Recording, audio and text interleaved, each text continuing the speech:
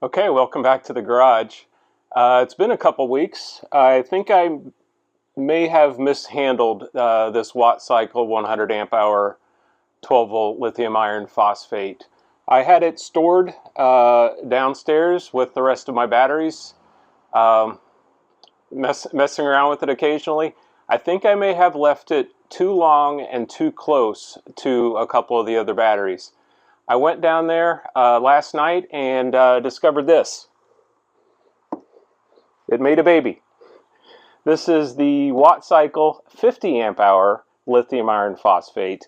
It is exactly the same specifications as the bigger one, just half, and the current limitations are half, and the storage is half the energy. So the larger battery has a 100 amp discharge limit. This has a 50 amp discharge limit. This is 640 watt hours. The larger one is 1,280 watt hours. So it's half. The larger battery is 23 pounds. This is 11 and a half. So it's it's pretty close. There's maybe some plastic difference, but this is incredibly light. I have charged this up. I have let it balance out, and I'm going to do a discharge test on it. So let me arrange some things here, and we'll get that started. Okay, we're back. We've got a test rig set up. I've got a voltmeter here watching the battery at the terminals. I've got a clamp ammeter. I have the same 500 watt heater I used on the big battery. Power meter, zero it out. 750 watt inverter. Not super efficient, but we'll see what it can deliver. And I'm expecting effectively half of what I got out of the bigger battery. This will be at the same discharge rate as was on the daddy battery. So I'm expecting it was like 0.3 C on this guy. It was 40 amp discharge, so about 0.4 C. It's going to be about the same 40 amp discharge on the little guy, which is going to be closer to 90% of its discharge rate. So it may not deliver quite as much effectively, but it should be pretty close because lithium iron phosphate is incredibly good. So let me turn on the inverter here, and we'll get this going.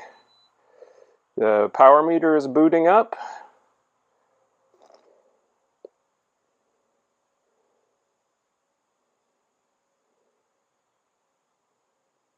All right, it is online. It is showing 0 kilowatt hours. I'm going to start the heater. And we'll let this run. We're showing via just startup here, but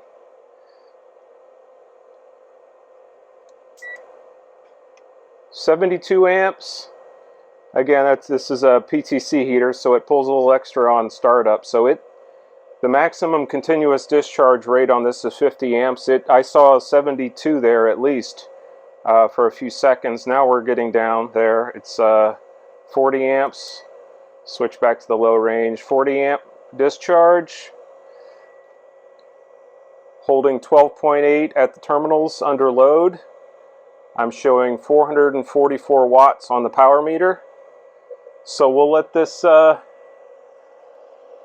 cook, and I'll come back and report when it's done, and we'll see what we have for watt hours.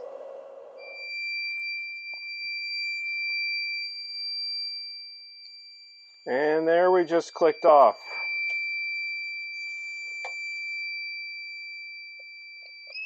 Wow, that's loud.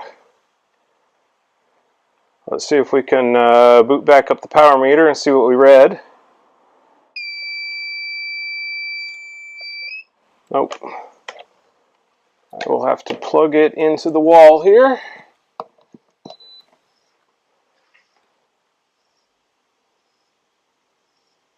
So just like before, the inverter kicked off at 10 volts.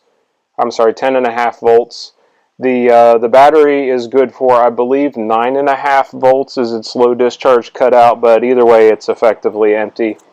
Let's see what the meter says we got out of it. It says, the meter says we delivered 539 watt hours. So this is rated for 640. Counting the losses of the inverter, I'd say this makes its advertised capacity. I'm going to charge this guy up and do the same test I did with its bigger sibling there. We're going to run the portable fridge. The bigger guy, the 100 amp hour, ran the portable fridge for, off the top of my head, I think 5.5 days. So I'm expecting 2.5 days out of this. We'll see what we get. I'll charge it up and rearrange everything, and I'll show you the start of that test. Okay, welcome back. This guy took all night to charge at 5 amps. Well, 50 amp hours is at 5 amps is 10 hours. So I let it charge. It was a little bit warm from the high amp discharge, so I let it cool down, charged it at 5 amps. We're ready to go. It's 14.2 volts at the terminals here. I've got my cooler sitting up here. It is not pre-cooled. It is warm.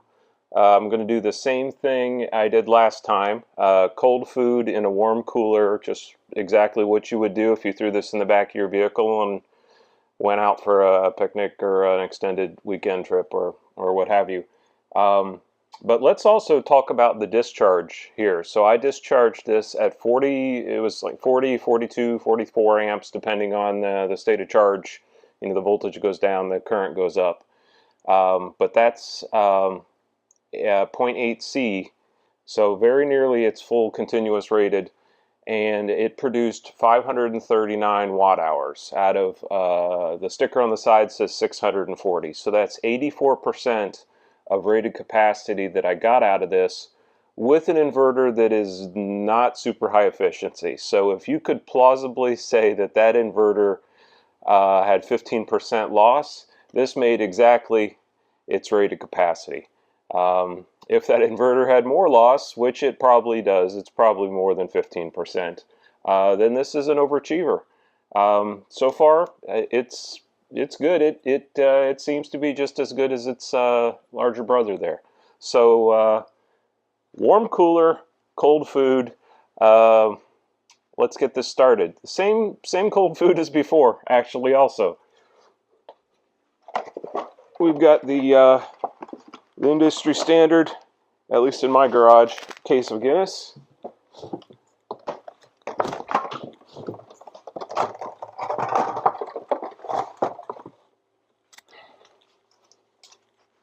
And the cold 14-pound country ham.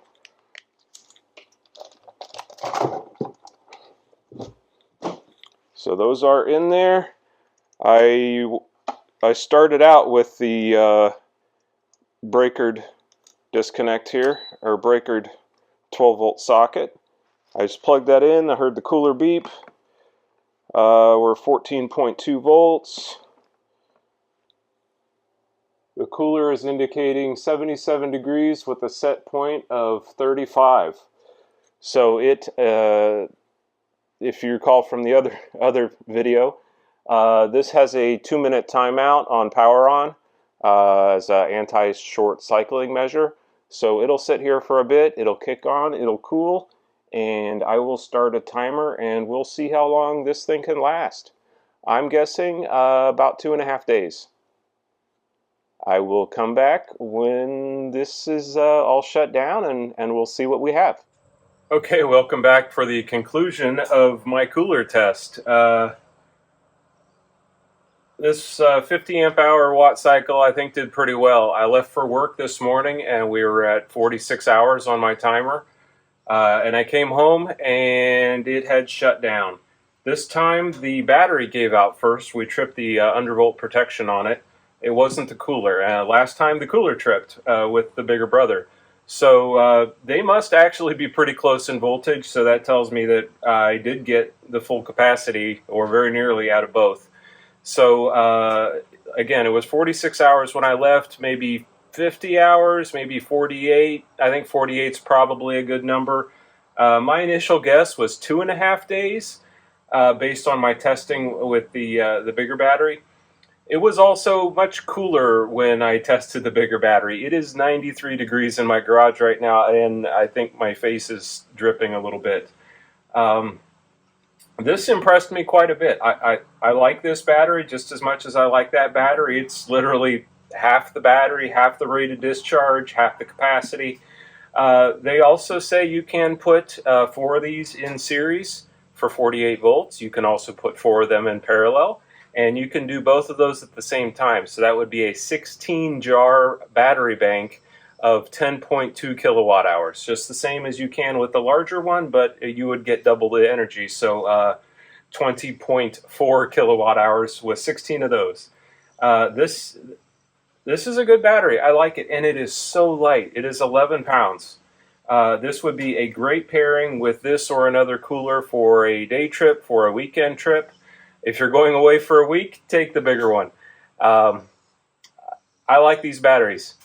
Thanks for watching.